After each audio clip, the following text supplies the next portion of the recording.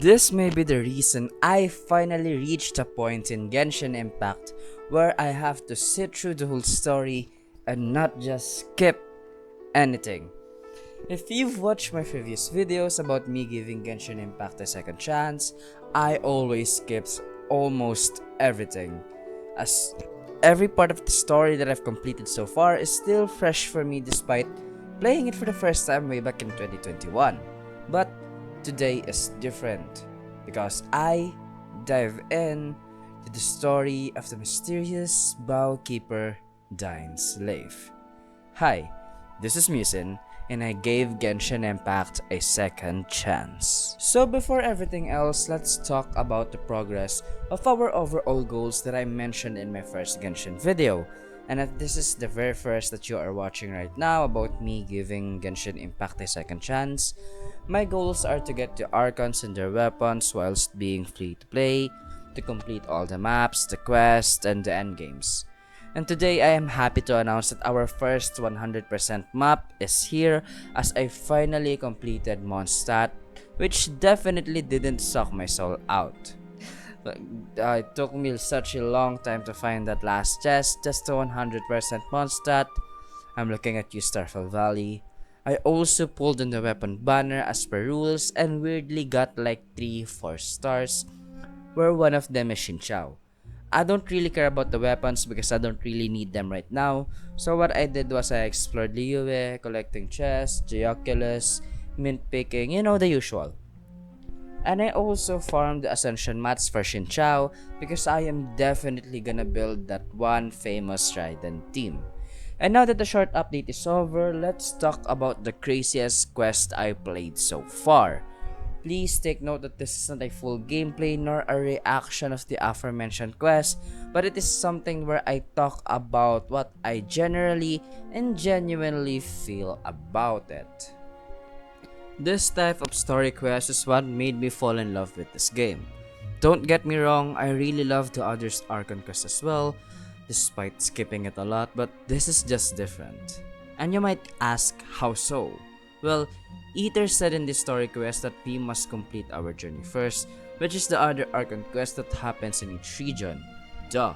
But that journey isn't necessarily our story, and what I mean about that is Lumine's story is the whole journey, but everything that happens in each regions that we just visited has its own thing going on.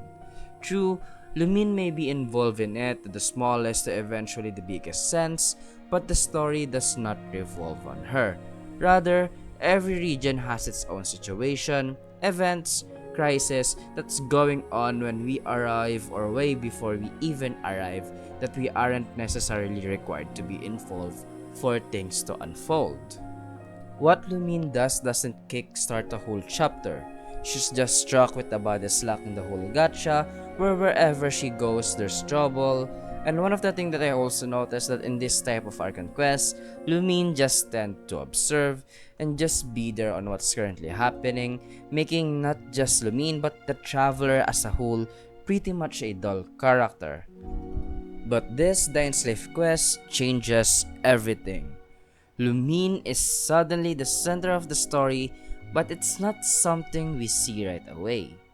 We started the story finding a companion in the Adventurers Guild, and Catherine suggested Dainsleif, a guy who dresses weirdly, blonde, and has an eye patch. We then searched for this guy by asking around and eventually meeting him at Angel Share. We talked to him and asked him to come with us, but he's only going with anything related to the Abyss Order and for 500 Mora and 3 questions answered by Lumine. And this is the part where I think it slowly points out that this is Lumine's story and not just Dainsleif's story. Rather, it seems like Dainsleif is the character that will further expand the lore so that we can furthermore understand and unravel some of the mysteries and the origin of our main character, like Vegapunk from One Piece talking about the Void Century. And that is something we figure out later on as the story slowly unfolds. And the clever thing about this is that we mainly talked about Dainsleif for the whole story quest, unknowingly that it's Lumine in Aether's past as well. We then proceeded with the story, finding out about what the Abyss Order is currently up to right now, and Traveler and Paimon curious about what the Abyss Herald is. Them following the trail in every temple led them to the Storm Terror lair, where Lumine sensed something familiar. Curious about that, we went to the site where Lumine sensed that something familiar, but then we only found a trail of a ruined guard and a dandelion. Then Lumine had some flashback and the quest was finally completed. I forgot to record that part.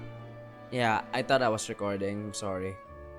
Anyways, curious for more, I then rendezvous to Liyue, where we talked to Ganyu and Lan regarding some treasure hoarders planning to steal some treasure from a ruin that's being used by a base of the Abyss Order. Lumine went to that location wanting to intervene, but we were already too late, and we found this.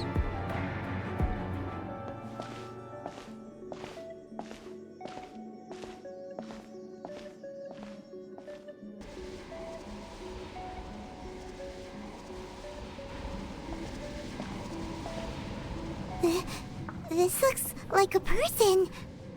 Could it be the Grand Thief?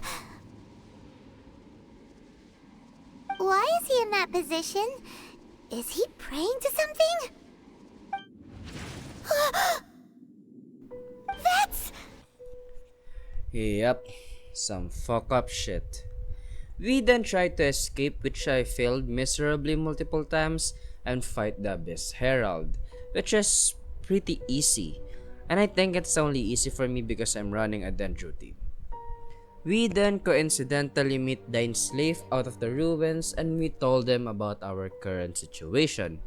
We then helped Dainsleif track to the Abyss Herald by fighting some random Abyss mages while dropping lore in between. It was revealed here that Lumine has memories about Khaenri'ah and that Khaenri'ah is a nation without gods. Not because that they are killed like what Liyue is now, but because it never had one in the first place. It was also mentioned that Khaenri'ah was the most advanced nation at that time, until the gods destroy it. It was also revealed that ruined guards are originally called field tillers. After the destruction of the Khaenri'ah, these field tillers are out of control and wander around the world of Teyvat for 500 years.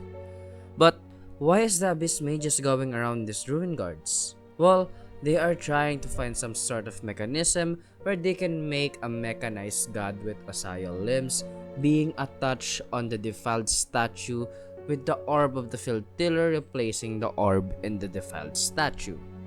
So, we went back to Mondstadt, talked to Barbara, and went to Wolvendom and saved the big doggo from getting brainwashed and have a rematch with this Abyss Herald once again, which is still a really easy one. We then gain more information regarding this specific ruin guard that we are trying to find, which actually is the ruin guard sitting at the Storm Terror lane. Dainsleif shows off his power that is different than what the normal elements are, and we finally get the part that the Abyss actually needed. We then went back to the ruins where we've been on earlier and fought the Abyss Herald again, when...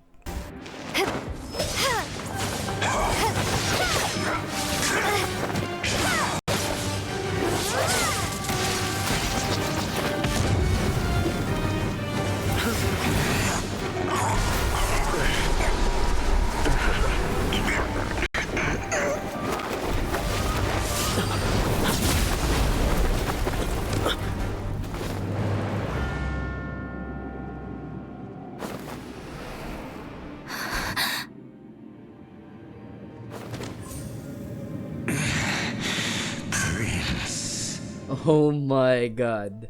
This is the part where it hits me. This is not Dainsleif's story. We are not merely observing what's happening. We are not helping someone. This is Lumine's story. This is the overarching story. This is what we are set to find.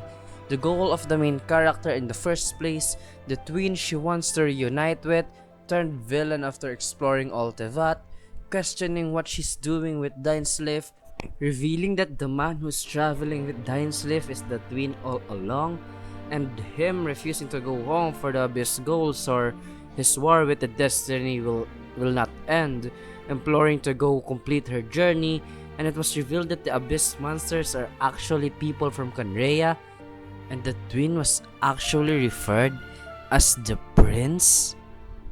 The story really goes crazy. They then left with Dainsleif being able to catch up, but to no avail. Lumine was too late, or maybe she wasn't even allowed to enter the portal. And let me tell you, chat, this is peak story of Genshin so far. This connects and answers a lot of mysteries this world has, and yet it gives us more questions to be answered. I feel like I've been playing Genshin for so long, and yet I feel like I know nothing about the Abyss and what exactly went wrong with the twin that pushed him to do what he does now. From my own perspective and understanding, the Archon quests that focus on its nation and its Archons are something we observed, like the world unfolding right in front of our eyes. But I'm not undermining those stories, as they are as great as the Dainsleif quest, and their mission to meet all the seven is still one of their objectives as well. I've always viewed the story of the Archons and their own problems and them dealing with the Fatui and the Gnosis is more of a separate story than what we have in today's quest. Though I would love to be proven wrong someday on how the story might be steering on a certain direction. I really am hoping to figure out what's really going on. As for me right now, the only thing that I really know is that the Saritsa, the Shishnaya's Archon are collecting the Gnosis, and that the Abyss is at war with Celestia. I feel like I know so little about the Abyss and the Fatui, which are the major villains. Now, like I've mentioned before, I only played this game up until Sumeru, so I'm slowly but surely reaching a point of this game where I'm playing with zero knowledge of the story, so I'm excited to find out what's to come with the Sumeru, Fontaine, and Natlan stories as well, hoping for more information and expansion to Lumine's story. I am definitely having so much fun playing Genshin right now, and I am really happy I gave it a second chance. In the next video, we are going to Inazuma to do the Archon quest and eventually build Raiden. I will also try to 100% Liyue as soon as possible, and maybe even Inazuma too. Now, don't roast me too much in the comment section. I am not an analyst, I am just a small YouTuber doing a stupid challenge and having so much fun with the game, story, and all. But let me know about your thoughts in the comments down below. I might also try to do this kind of video and other story quests as well. I don't know yet, but I can be sure that I'm gonna keep doing this with every Dainsleif story quest, as it is my favorite part of the game overall. But this is it for today, guys. If you like this video, hit the like button, it's free.